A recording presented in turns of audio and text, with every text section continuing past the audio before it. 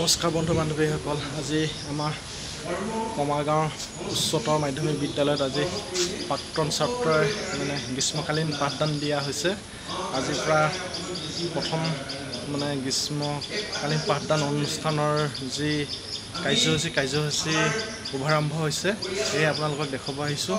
আৰু আমাৰ কমাৰগাঁৱৰ কাষৰীয়া অঞ্চলৰ যিবিলাক আমাৰ শিক্ষাৰ্থী আছে, তেওঁলোকে আহি ইয়াত পাঠদান ল'ব পাৰিব। দশম শ্ৰেণীৰ বাবে দিয়া হৈছে গ্ৰীষ্মকালীন পাঠদান। আপোনালোকেও আহিব এই গ্ৰীষ্মকালীন পাঠদানত আপোনালোকে পাঠদান কৰিবলৈ, আৰু আপোনালোকৰ ল'ৰা ছোৱালীকো পঠিয়াব আমাৰ কমাৰগাঁও উচ্চতৰ মাধ্যমিক বিদ্যালয়লৈ। প্ৰাক্তন ছাত্ৰই দিয়া হৈছে এই গ্ৰীষ্মকালীন পাঠদান। আহিব আপোনালোকে, আজিৰ পৰা শুভাৰম্ভ কৰা হৈছে। বলক আজি যাওঁ আমি এই পাঠদানৰ শুভাৰম্ভ কৰিবলৈ। বলক।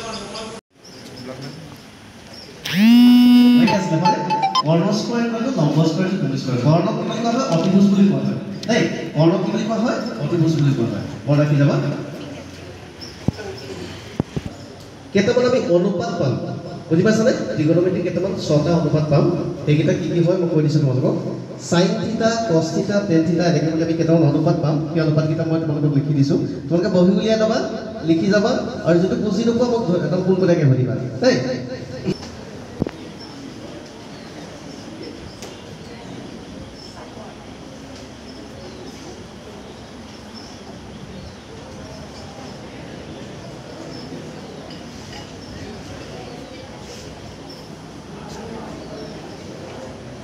অৰ্থ কিয় বুজি পাইছা নেকি?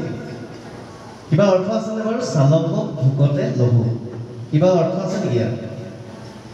অৰ্থ একো নাই, কিন্তু তোমালোকৰ কাৰণে এটা ডাঙৰ অৰ্থ আছে, বুজি পাইছানে?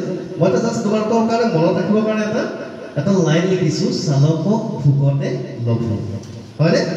ইয়াৰ পৰা আমি কেইটামান ত্ৰিগোণমিতিক অনুপাত কেইটাৰ বাহু কেইটাৰ কেনেকৈ ধৰণে আমি ব্যৱহাৰ কৰিম চাবা দেই।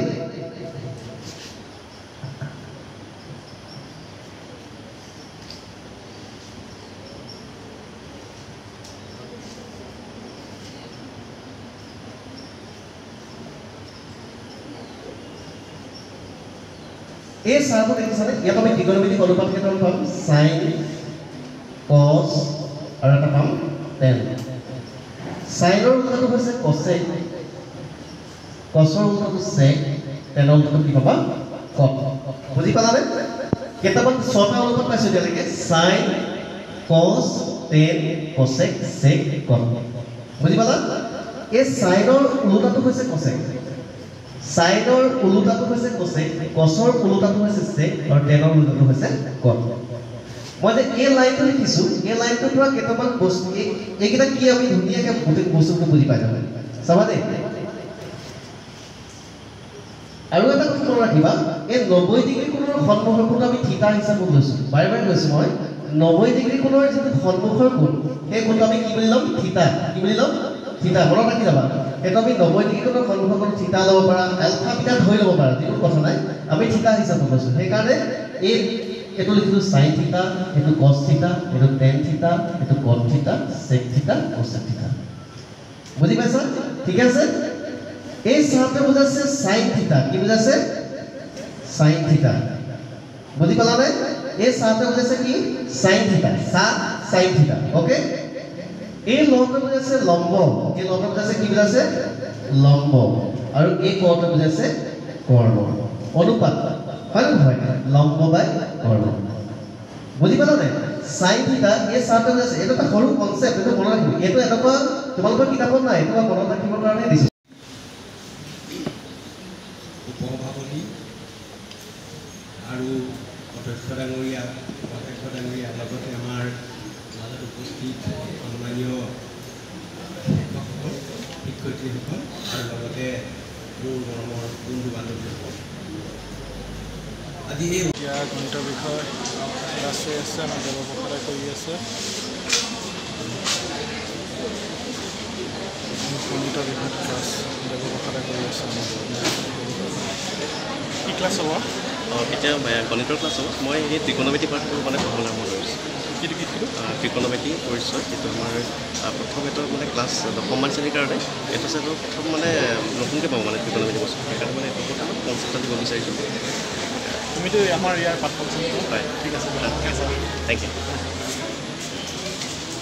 যদি যিহেতু ইংৰাজী গ্ৰামাৰৰ কথা আলোচনা কৰোঁতে অসমীয়া গ্ৰামাৰৰ কথাও আহিব সেই তেনেকুৱা ধৰণৰ 2-4টা টিপছ যাতে মাজে মাজে দি যায় ছাত্ৰ ছাত্ৰী উপকাৰ হোৱাকৈ মই এই অনুৰোধটো জটিল আগতে ৰাখিছোঁ ধন্যবাদ আৰু মাইক্ৰফোন জটিল আগবঢ়াই দিছোঁ ঠিক আছে কমাৰগাঁও উচ্চতৰ মাধ্যমিক বিদ্যালয়ৰ সন্মানীয় অধ্যক্ষ মহোদয়ে যিটো অনুৰোধ কৰিছে কথাটো এনেকুৱা ধৰণৰ আচলতে মই যেতিয়া স্কুলত চাকৰি কৰি আছিলোঁ তেতিয়া দীঘলীয়া সময় মই বিশেষভাৱে অসমীয়া বিষয়টো চোৱা চিতা কৰিছিলোঁ লগতে ইংৰাজী বিষয়টোও চোৱা চিতা কৰিছিলোঁ কিন্তু অসমীয়া বিষয়টো মই বেছিভাগ সময়ত চোৱা চিতা কৰিছিলোঁ গতিকে দুই এটা কথা জানো সময় সুবিধা হ'লে সেই কথাখিনি তোমালোকৰ লগত বিনিময় কৰাত নিশ্চয় মোৰ আপত্তি নাথাকিব তথাপিতো প্ৰাক্তন শিক্ষাৰ্থী মঞ্চৰ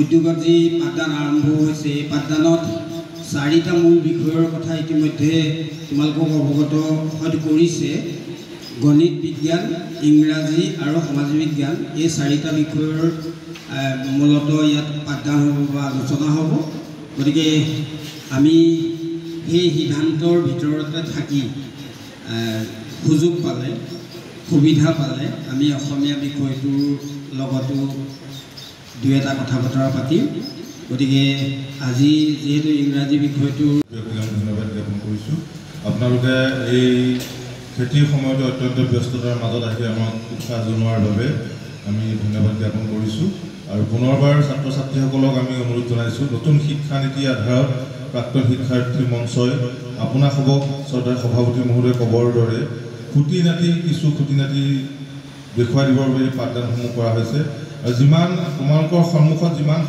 কেইজন ব্যক্তি ইয়াত আছে সকলো প্ৰাক্তন ছাত্ৰ আৰু সকলোৱে শিক্ষক এই কমাৰগাঁও উচ্চতৰ মাধ্যমিক বিদ্যালয়ত শিক্ষকতা নাই কৰা কোনোবাই মহাবিদ্যালয়ত কৰিছে কোনোবাই বেলেগ এখন এনেধৰণৰ উচ্চতৰ মাধ্যমিক বিদ্যালয়ত কৰিছে কোনোবা বেলেগ হাইস্কুলত কৰিছে কোনোবাই বেলেগ বিভাগত কৰিছে তেখেতসকলে ইয়াত তোমালোকৰ আগত মত বিনিময় কৰিবৰ বাবে আমাক তেওঁলোকৰ মতসমূহ জনাইছে আৰু সেই কথাটো তোমালোকৰ লগত কথা বতৰা পাতিব এই 10 দিন আৰু এটা কথা আমি প্ৰাক্তন শিক্ষাৰ্থীসকলৰ প্ৰতি ইয়াতে অনুৰোধ জনাইছোঁ আমি কোনো প্ৰাক্তন শিক্ষাৰ্থীলে ব্যক্তিগতভাৱে চিঠি পত্ৰ প্ৰদান কৰা নাই আমি প্ৰাক্তন শিক্ষাৰ্থীসকল যিহেতু সকলো ইয়াত জড়িত হৈ আছে যি চনৰ পৰা এই বিদ্যালয় প্ৰতিষ্ঠা হৈছে সেই চনৰ পৰা যিসকল ছাত্ৰ ছাত্ৰী ওলাই গৈছে সকলোৱে এই মঞ্চৰ বেনাৰ কাম কৰি আছে গতিকে আমি কাৰোলৈ ব্যক্তিগত হিচাপে দিয়া নাই শ্ৰদ্ধাৰ সন্মানে সভাপতি মহোদয় যিহেতু এই বিদ্যালয় পৰিচালনা সমিতিৰ সভাপতি তেখেতলৈ আমি এখন ব্যক্তিগত চিঠি আগবঢ়াইছোঁ আগন্তুক দিনত আপোনালোক আটাইৰে সহায় সহযোগিতা কামনা কৰি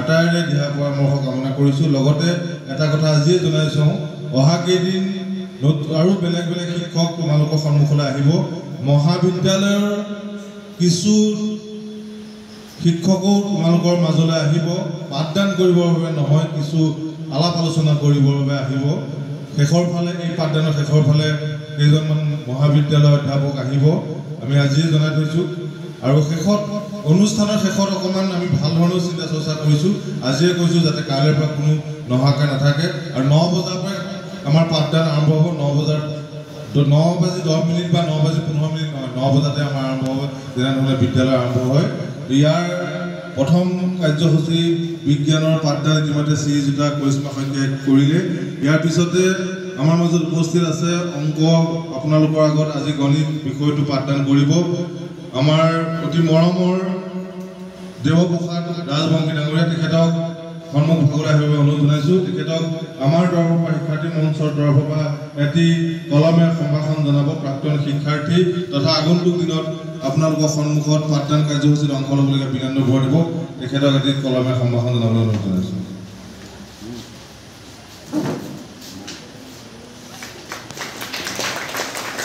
আটাইলৈ ধন্যবাদ জ্ঞাপন কৰি আমাৰ উদ্বোধনী অনুষ্ঠান ইমানতে সামৰণি মাৰিছোঁ আৰু ইয়াৰ পিছতে গণিত বিভাগটোৰ পাঠদান কৰিবৰ বাবে দেৱপ্ৰসাদ ৰাজবংশী ডাঙৰীয়াক অনুৰোধ জনাইছোঁ কমাৰগাঁও উচ্চতৰ মাধ্যমিক বিদ্যালয় কমাৰগাঁও উচ্চতৰ মাধ্যমিক বিদ্যালয়ৰ প্ৰাক্তন শিক্ষাৰ্থী মঞ্চৰ উদ্যোগত কমাৰগাঁও উচ্চতৰ মাধ্যমিক বিদ্যালয়ৰ পৰিয়ালৰ সহযোগত আজিৰ পৰা 10 দিনীয়াকৈ গ্ৰীষ্মকালীন 10ম শ্ৰেণীৰ পাঠদান কাৰ্যসূচী লোৱা হৈছে। ইংৰাজী, গণিত আৰু সাধাৰণ বিজ্ঞান বিষয়ত আমি পাঠদান কাৰ্যসূচী লৈছোঁ। কমাৰগাঁও অঞ্চলৰ প্ৰাক্তন শিক্ষাৰ্থীসকলে এই পাঠদান কাৰ্যসূচী পাঠদান কৰিব। লগতে কমাৰগাঁও উচ্চতৰ মাধ্যমিক বিদ্যালয়ৰ 90গৰাকীতকৈ অধিক ছাত্ৰ ছাত্ৰীয়ে এই পাঠদান কাৰ্যসূচীত অংশগ্ৰহণ কৰিছে। আজি পাঠদান কৰিছে কমাৰগাঁও উচ্চতৰ মাধ্যমিক বিদ্যালয়ৰ বিজ্ঞান শিক্ষয়িত্ৰী কৰিশ্মা শইকীয়া, গণিত বিভাগত কৰিছে দেৱপ্ৰসাদ ৰাজবংশী আৰু ইংৰাজী বিভাগত কৰিছে শ্ৰীযুত যতীন কাকতি। অহা কাইলৈৰ পৰা এই পাঠদান কাৰ্যসূচী কৰিব এই বিদ্যালয়ৰ প্ৰাক্তন ছাত্ৰ শিৱপ্ৰসাদ গোৱালা ডাঙৰীয়া, দেৱপ্ৰসাদ ৰাজবংশী, বিনন্দ বৰুৱা ডাঙৰীয়া, প্ৰাঞ্জল হাজৰিকা, ৰাতুল গোৱালাকে প্ৰমুখ্য কৰি কমাৰগাঁও উচ্চতৰ মাধ্যমিক বিদ্যালয়ৰ কেইবাগৰাকী শিক্ষয়িত্ৰীয়ে এই পাঠদান কাৰ্যসূচীত অংশগ্ৰহণ কৰিব। এই স্কুলৰ শিক্ষাৰ্থীয়ে কৰিব পাৰিবনে বেলেগৰ 10ম শ্ৰেণীৰ কমাৰগাঁও উচ্চতৰ মাধ্যমিক বিদ্যালয়ৰ বাহিৰেও 10ম শ্ৰেণীৰ যিকোনো বিদ্যালয়ৰ ছাত্ৰ ছাত্ৰীয়ে এই পাঠদান কাৰ্যসূচীত অংশগ্ৰহণ কৰিব পাৰিব।